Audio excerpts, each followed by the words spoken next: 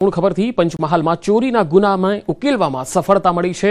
પાવાગઢ આવતા યાત્રાળુઓના મોબાઈલની ચોરી કરતા હતા 3 શખ્સોની રાજગઢ પોલીસે ધરપકડ કરી લીધી।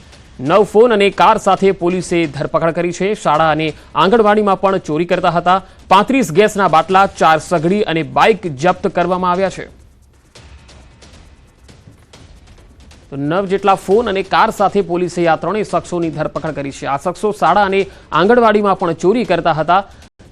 35 ગેસના બાટલા, 4 સગડી અને બાઇક તેઓની પાસેથી જપ્ત કરવામાં આવ્યા છે।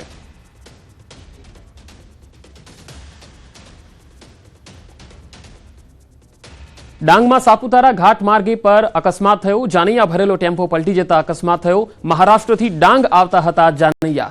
13 લોકોને નાની મોટી ઈજા થઈ છે। સદનસીબે કોઈ જાનહાનિ થઈ નથી।